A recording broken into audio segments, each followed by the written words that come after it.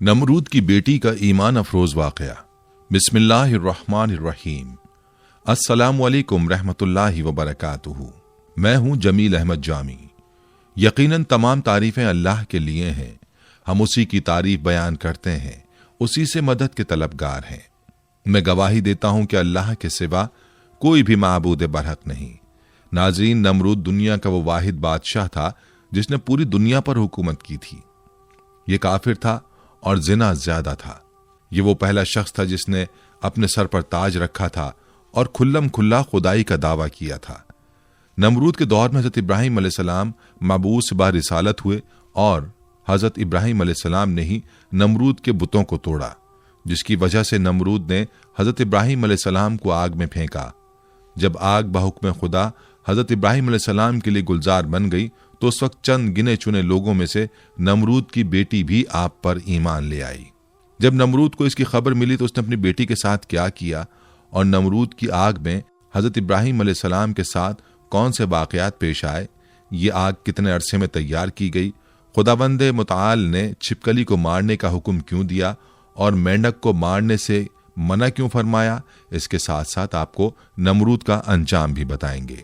Video में आगे चलने से पहले आपसे गुजारिश है कि वीडियो को स्किप किए बगैर आखिर तक जरूर देखिएगा, और अगर आप हमारे चैनल पर नए हैं तो सबसे पहले हमारे चैनल को सब्सक्राइब कर लें। नाजरीन, नमरूद बड़े तनतने का बादशाह था। सबसे पहले इसने अपने सर पर ताज शाही रखा और खुदाई का दावा किया। ये वलदुज जना था और इसकी मां ने जिना करा लिया था, जिससे नमरूद पैदा हुआ था। सल्तनत का कोई वारिस पैदा ना होगा तो बादशाहत खत्म हो जाएगी, लेकिन ये लड़का बड़ा होकर बहुत इकबालमंद हुआ और बहुत बड़ा बादशाह बन गया। मशहूर है कि पूरी दुनिया की बादशाही सिर्फ 4 ही शख्सों को मिली, जिनमें से 2 मोमिन थे और 2 काफिर। हजरत सुलेमान अलैहिस्सलाम और हजरत जुल्करनैन तो साहिब ईमान थे और नमरूद बख्त नसर ये दोनों काफिर थे। नमरूद ने अपनी सल्तनत भर में यह कानून नाफिज कर दिया था कि उसने खुराक की तमाम चीजों को अपनी तहवील में ले लिया था। सिर्फ उन्हीं लोगों को खुराक का सामान दिया करता था जो लोग उसकी खुदाई को तस्लीम करते थे।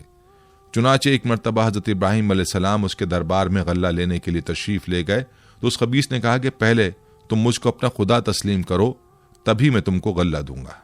हजरत इब्राहीम अलैहिस्सलाम ने भरे दरबार में अलल ऐलान फरमा दिया कि तू झूठा है और मैं सिर्फ एक खुदा का परस्तार हूं जो वादहू ला शरीक लहू है।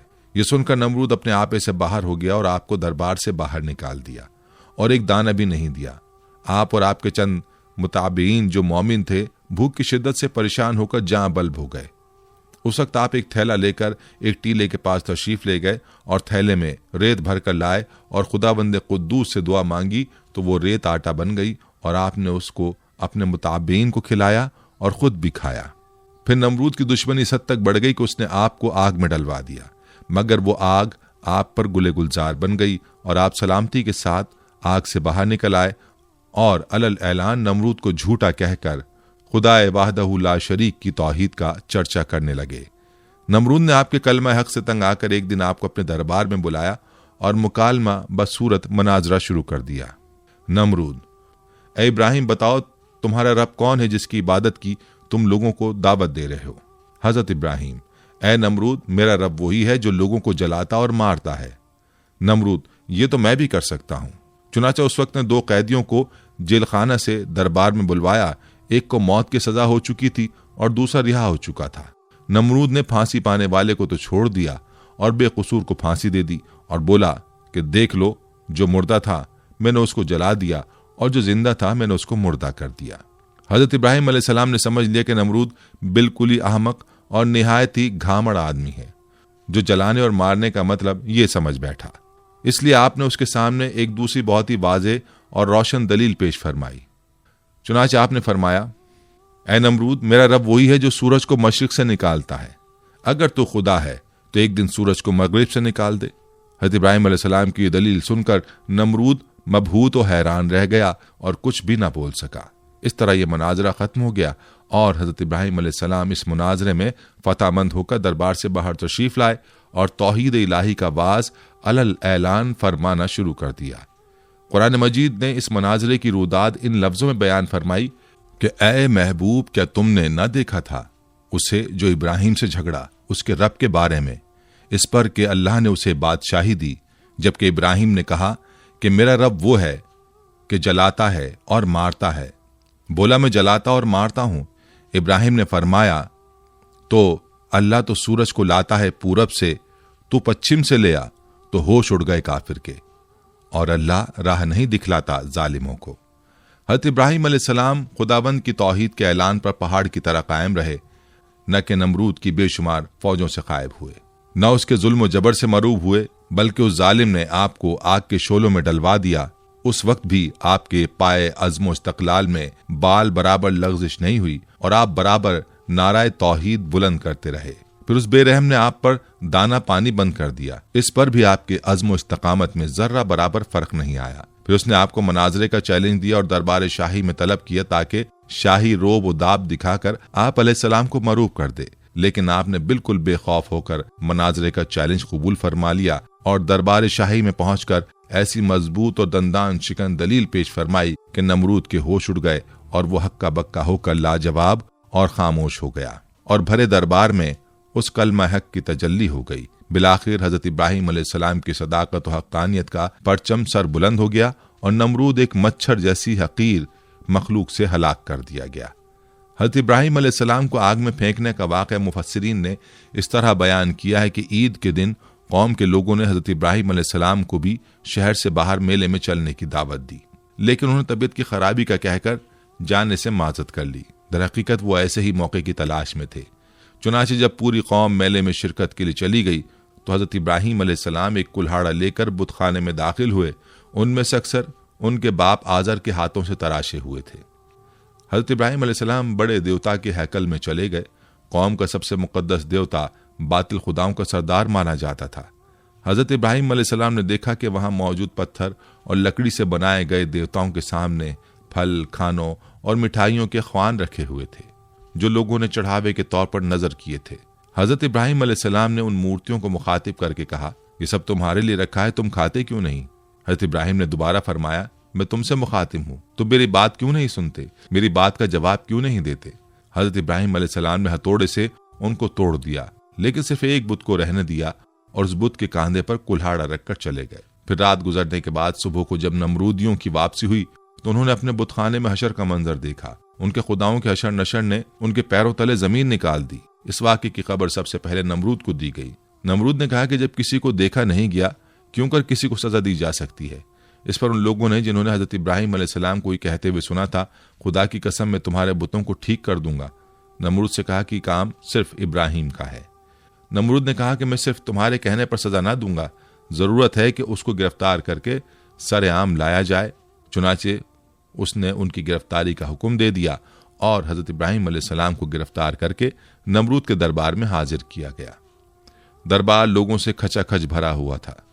हजरत इब्राहिम अलैहिस्सलाम रोब और वकार के साथ दरबार में दाखिल हुए और शाही प्रोटोकॉल को नजरअंदाज करते हुए नमरूद के सामने जा खड़े हुए। कुरान करीम में इस हवाले से फरमाया गया, तर्जुमा, कहने लगे, हमारे माबूदों के साथ ये सलूक किसने किया है? बेशक वो तो जालिमों में से है। लोगों ने कहा, हमने एक नौजवान को उनका जिक्र करते हुए सुना है, उसका नाम इब्राहिम है।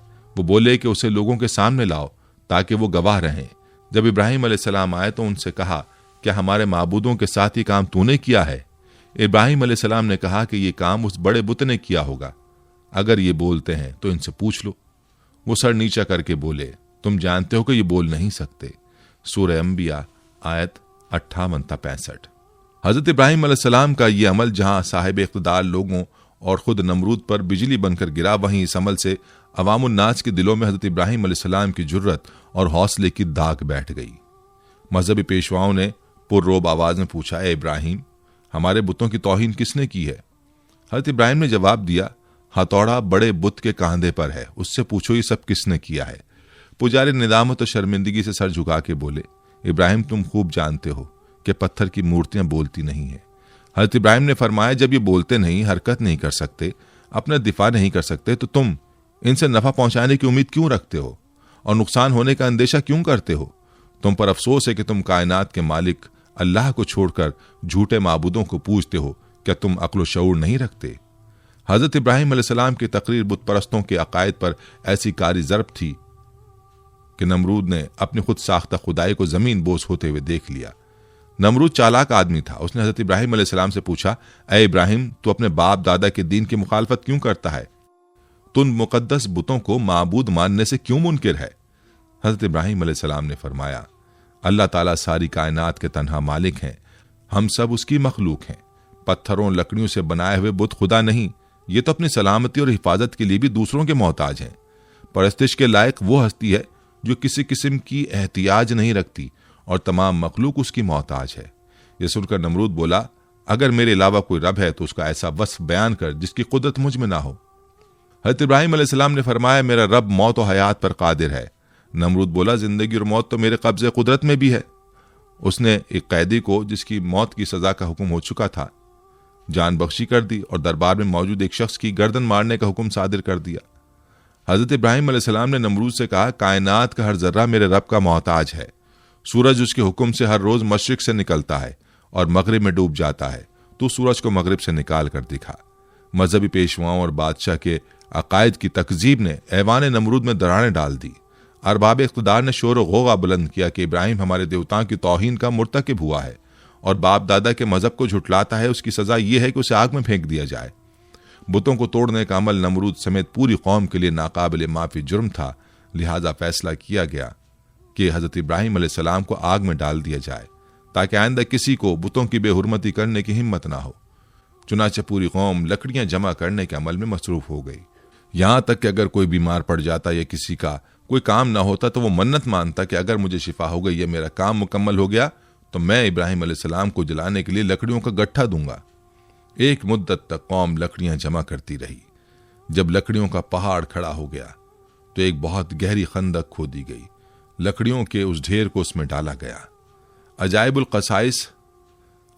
कसाइस अल्लामा अब्दुल वाहिद बिन मोहम्मद अल मुफ्ती सफ़ा नंबर 87 में है कि नमरूद ने उनको गिरफ्तार करके कि लोहे वाले तंदूर में बंद करा दिया और उसमें भरपूर आग जलवा दी। काफी देर के बाद जब उन्हें बरामद किया तो जैसे कि वो तैसे थे, यानी उनको कोई गजन उस आग से ना पहुंची। नमरूद ने हुक्म दिया इन्हें कैद खाने में बंद कर दिया जाए, उनको खत्म करने का कोई और हल तलाश किया जाए। चुनाचे एक रिवायत की बिना पर 40 दिन और एक रिवायत की बिना पर 7 साल कैद में रखा और उस दौरान उन्हें नजर आतिश करने का फैसला किया। बारिवायत मारिज नबूवत नमरूद ने बामकाम कूसा जो कूफा में है एक 4 दीवारी तैयार करवाई जिसकी लंबाई 4 फरसख और चौड़ाई 4 फरसख थी। उसकी बुलंदी 100 गज थी। और बारिवायत रोज़तुल सफ़ा उसकी लंबाई 60 गज, चौड़ाई 40 गज और बुलंदी 20 गज थी। जब 4 दीवारी मुकम्मल हो गई तो उसने हुक्म दिया कि इसे अच्छी जलने वाली लकड़ियों से भर दिया जाए। चुनाचे उसे लकड़ियों से पुर कर दिया गया। एक रिवायत में कि ये 4 दीवारी 1 माह में पुर की गई और चारों तरफ वो जलने लगी। जब उसके शोले भड़के तो उन्होंने मीलों यह आलम पैदा कर दिया कि कोई करीब ना जा सकता था, कोई परिंदा फजाए बाला तक उस पर से गुजर ना सकता था। तिबरी में है कि आग को भड़काने में 2 साल लगे थे। उसमें यह भी है कि 4 दीवारी के बाहर भी लकड़ियां जमा की गई थीं। आग तो रोशन कर दी गई लेकिन अब कोई रास्ता ऐसा ना था कि हज़रत इब्राहिम अलैहिस्सलाम को आग में डाला जा सके, क्योंकि करीब कोई नहीं जा सकता था। लोग इसी तरद्दुद और मशवरे में थे कि शैतान ने उन्हें मंजनीक बनाने का मशवरा दिया और बनाने की तरकीब बताई। जब मंजनीक तैयार हो गई तो उसने उसमें पहले एक बड़ा पत्थर रखकर फेंका। जब तजर्बे ने बता दिया कि मंजनीक ठीक बन गई है और काम ठीक कर रही है तो हज़रत इब्राहिम अलैहिस्सलाम के हाथ पांव बांधे गए और गले में भी तौके आहिन डाला गया। फिर मंजनीक में बिठाकर उन्हें फेंका गया। एक रिवायत में कि जब हाथ पांव बांधे गए तो हज़रत इब्राहिम अलैहिस्सलाम ने बारगाह खुदाबंदी में हाथ उठाकर कहा, ला इलाहा इल्ला अंता सुब्हानका रब्बुल आलमीन लकल हम्द व लकल मुल्क। ला इलाहा इल्ला अंता सुब्हानका रब्बुल आलमीन लकल हम्द व लकल मुल्क। हज़रत इमाम बुखारी रहमतुल्लाह अलैह ने हज़रत इब्न अब्बास रज़ी अल्लाह अन्हु से रिवायत की है कि जब हज़रत इब्राहिम अलैहिस्सलाम को आग में फेंका गया तो उन्होंने कहा, हस्बुनल्लाहु व निअमल वकील। तर्जुमा, हमें अल्लाह ही काफ़ी है और वो बेहतरीन कारसाज है।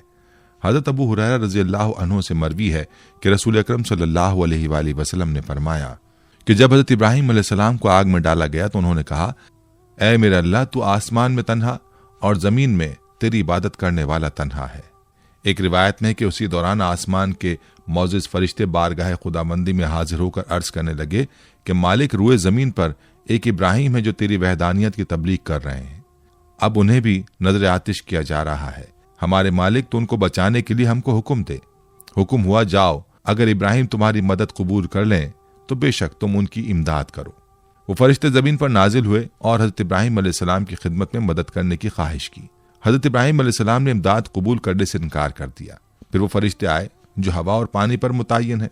फरिश्ते हवा ने कहा कि आप कहें तो हम आंधी के जरिए इस आग को मुंतशिर कर दें। आपने फरमाया, मैं मौका इम्तहान में हूं, मुझे तुम्हारी इमदाद की जरूरत नहीं है। फिर पानी वाला फरिश्ता आगे बढ़ा और उसने भी कहा कि अगर आप कहें तो पानी बरसाकर आग को बुझा दूं। इरशाद हुआ, जरूरत नहीं है। अलगर्ज हजरत इब्राहिम अलैहिस्सलाम को मंजनीक में रखकर फेंका गया। वह हवा में उलटते पुलटते जा रहे थे कि हजरत जिब्रील अलैहिस्सलाम ने बढ़कर इस्तकबाल किया और उनसे मुलाकात करके कहा, इब्राहिम तुम्हें कोई हाजत है? फरमाया, बेशक है, लेकिन तुमसे नहीं। फिर हजरत जिब्राइल अलैहिस्सलाम ने कहा कि अच्छा, मालिक ही की तरफ रुजू करो। कहा, सवाल की जरूरत नहीं, हमारे हाल का उसे इल्म होना ही काफी है। मुख्तसर ये कि हजरत इब्राहिम अलैहिस्सलाम भड़कते हुए शोलों में पहुंचे, फिर नीचे की तरफ आग के दरमियान वारिद हुए। फरमाने बारी ताला आग को पहुंच चुका था। ऐ आग, सलामती के साथ इब्राहिम के लिए ठंडी हो जा। आग गुले गुलजार बन गई, फूलों की कसरत हो गई। सिद्दीक़ा बयान है कि फरिश्तों ने हजरत इब्राहिम अलैहिस्सलाम को जमीन पर बिठा दिया। उनके बैठते ही उनके करीब चश्मा जारी हो गया, गुलाब और नरजिस के फूल खिल गए। एक रिवायत में हजरत इब्राहिम अलैहिस्सलाम जो ही वसत आग में पहुंचे, हजरत जिब्रील अलैहिस्सलाम ने फौरन बलूल का एक तख्त बिछाकर उस पर उन्हें बिठाया। उनके तख्त पर बैठते ही चश्मा आब जारी हुआ और गिर्द गिर्द फूलों के दरख्त नुमाया हो गए। एक रिवायत में कि जली हुई लकड़ियों के बाकी हिस्से को जो जलने से रह गया था, उसे हजरत जिब्रील अलैहिस्सलाम ने जमीन में नस्ब कर दिया और उससे हरे भरे दरख्त पैदा हो गए जिनमें ताजे फूल लगे हुए थे। उसी दौरान में नमरूद ने अपने मीनार पर जाकर इब्राहिम अलैहिस्सलाम की तरफ जो निगाह की तो उन्हें जन्नत नुमा गुलजार में बैठा हुआ देखा। उसे ख्याल था कि वो जल भुनकर राख हो गए होंगे। जब उसने उन्हें इस हाल में देखा तो बहुत हैरान हुआ और उसके दिल में ख्याल पैदा हो गया कि आपको ये आग नहीं जला सकी और आप सही और सालिम बरामद होंगे तो लाज़िमन मेरे लिए और ज्यादा मुज़िर साबित होंगे।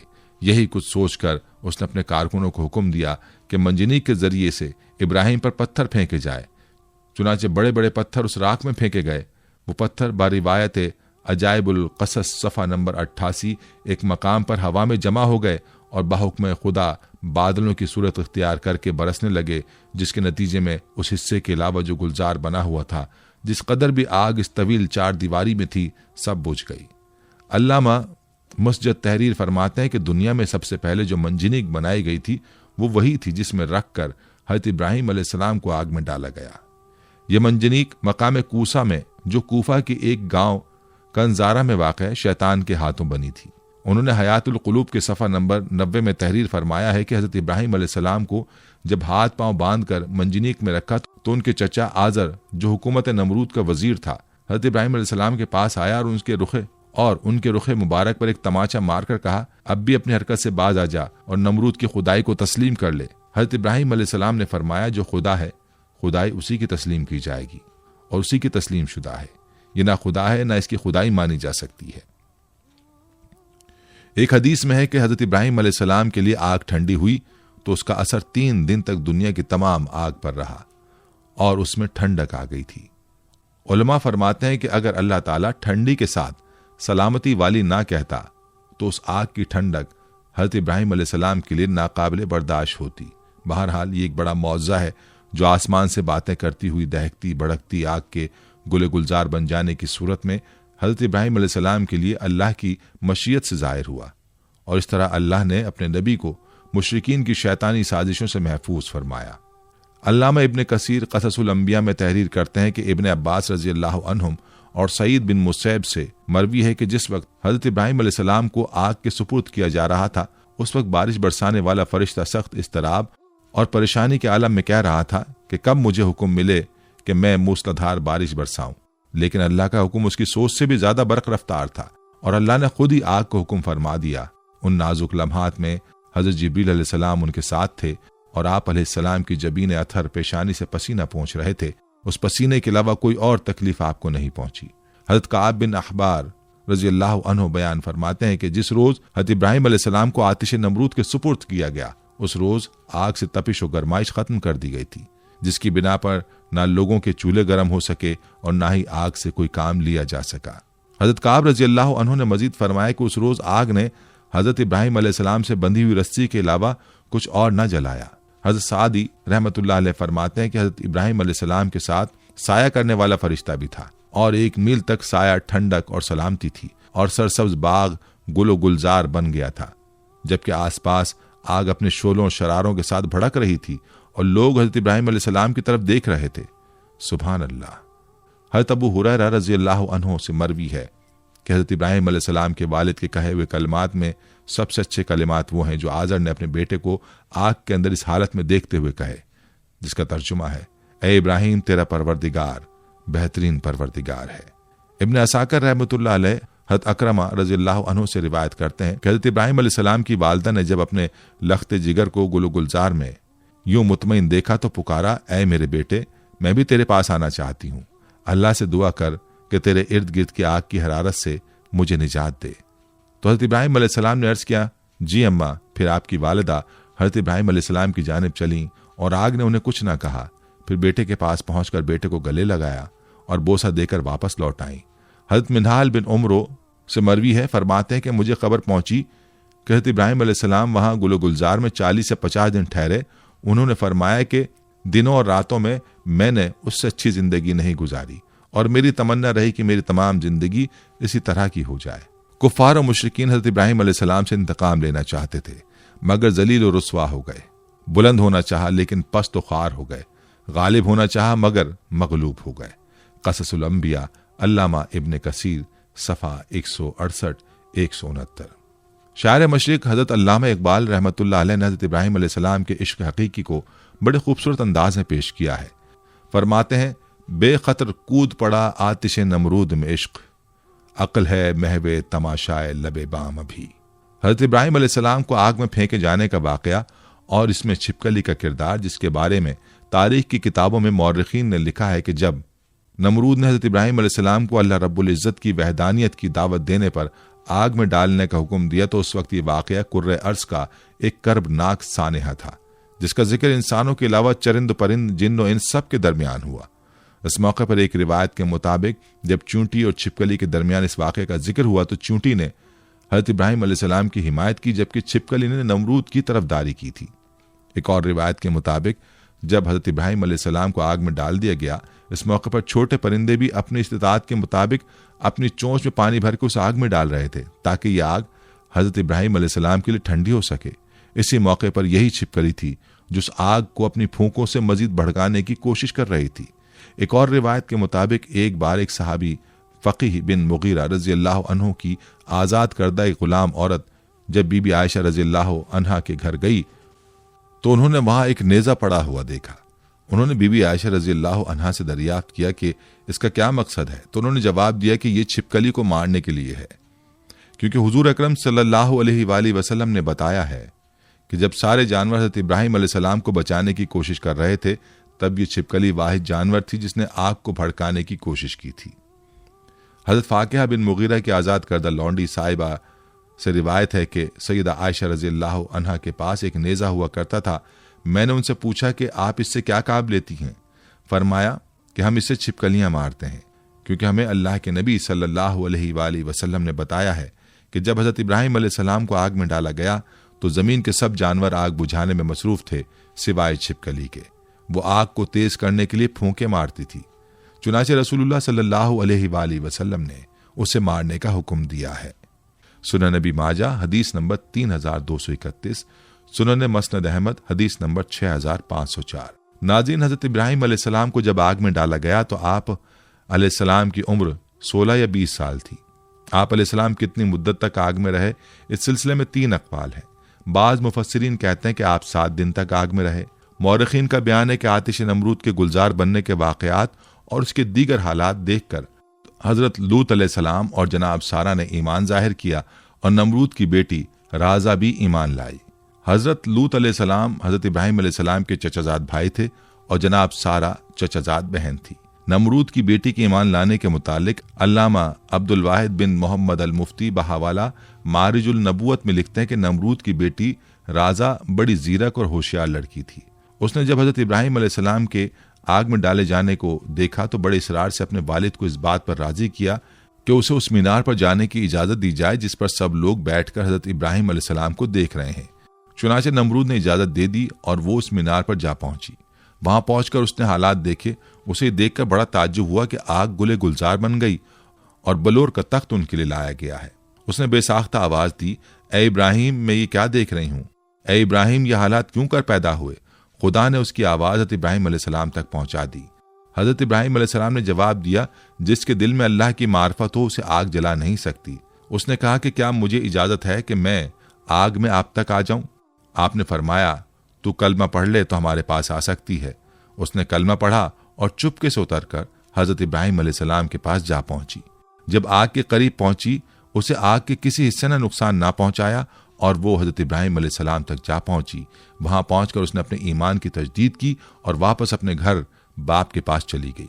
नमरूद को जब अपनी बेटी के ईमान लाने का वाकया मालूम हुआ तो वह आग बगूला हो गया और अपनी बेटी से कहने लगा कि तौबा कर। उसने इनकार किया। फिर उसने जिद की और डराया, मगर उसने परवाह ना की। नमरूद जब उसे समझाने से आजिज हो गया तो उसने अपनी बेटी को जल्लादों के हवाले कर दिया। जल्लादों ने उसे धूप में लिटाकर उसके हाथ और पांव में मेखें ठोक दी।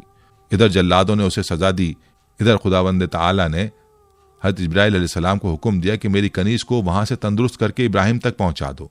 ये वाकया हजरत इब्राहिम अलैहिस्सलाम के आग से निकलने के बाद का है। हजरत जिब्रील अलैहिस्सलाम ने नमरूद की बेटी राजा को हजरत इब्राहिम अलैहिस्सलाम की खिदमत में पहुंचा दिया। चुनाचे वो उन्हीं के पास रही। बिलाखिर उन्होंने उसकी शादी अपने एक फर्जंद मदेन के साथ कर दी, जो कि सारा और हाजरा के अलावा कतूरा बीवी से था। फिर खुदा ने उसे ये इज्जत दी कि उसके सिलसिला रहम में बहुत से अंबिया को पैदा किया। बेशक ये दीन इस्लाम का हुस्न है कि जो भी उसकी आगोश में आ गया उसकी दुनिया और आखिरत दोनों संभर गई। हजरत इब्राहिम अलैहिस्सलाम के असवाए हसना से उलमाए हक को सबक लेना चाहिए कि बातिल परस्तों के मुकाबले में हर किस्म के खौफ व हिरास और तकालीफ से बेनियाज होकर आखिरी दम तक डटे रहना चाहिए और ये ईमान और यकीन रखना चाहिए कि जरूर जरूर नुसरत खुदाबंदी हमारी इमदाद व दस्तगीरी फरमाएगी और बिलाखिर बातिल परस्तों के मुकाबले में हम ही फतहमंद होंगे और बातिल परस्त यकीनन खाइब व खासिर होकर हलाक व बर्बाद हो जाएंगे। हजरत इब्राहिम अलैहिस्सलाम का ये तर्ज फिक्र व अमल आपका ये उसवा तमाम हक परस्त आलिमों के लिए चिराग राह है और हकीकत यह है कि आपके असवाए हसना पर अमल करने वाले जरूर जरूर कामयाबी से हमकिनार होंगे। नाज़रीन, ये थी हमारी आज की वीडियो। हम उम्मीद करते हैं कि आपको हमारी आज की ये वीडियो ज़रूर पसंद आई होगी। अगर आपको हमारी आज की ये वीडियो पसंद आई है तो आपसे गुजारिश करते हैं कि आप हमारे चैनल को ज़रूर सब्सक्राइब कर लें और साथ ही लगे बेल के बटन को भी प्रेस कर लें ताकि आपके पास हमारी आने वाली मजीद मालूमाती वीडियोस का नोटिफिकेशन बर वक्त मिलता रहे। सब्सक्राइब के साथ साथ हमारी वीडियोस को लाइक भी करें और अपनी कीमती राय का इजहार कमेंट्स में ज़रूर करें। कमेंट्स में आप अपने सवालात भी हम तक पहुंचा सकते हैं। अल्लाह ताला आपको अपने हिफ्ज़-ओ-मान में रखे। आमीन।